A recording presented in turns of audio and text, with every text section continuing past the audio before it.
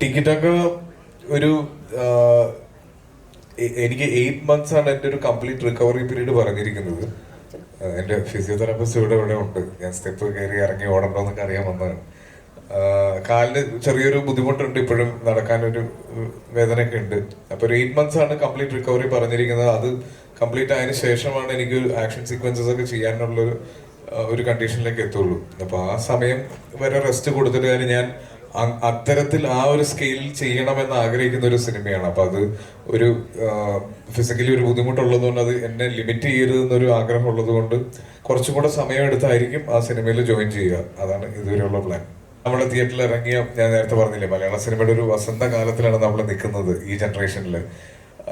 എല്ലാ സിനിമകൾക്കും മികച്ച അഭിപ്രായങ്ങൾ വരികയും എല്ലാ സിനിമകളും വളരെ തിരക്കുള്ള രീതിയിൽ തിയേറ്ററുകളിൽ ഓടിക്കൊണ്ടിരിക്കുകയും ചെയ്യുമ്പോൾ നമ്മൾ വളരെ സേഫായിട്ട് കണ്ടൊരു ഡേറ്റ് ആയിരുന്നു 24.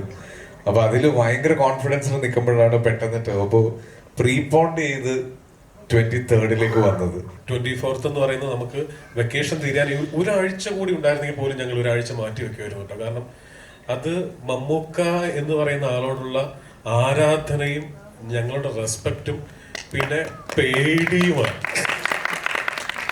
കാരണം അറിയാം, നമ്മൾ അത് വലിയ സ്കെയിലുള്ള സിനിമയാണ്.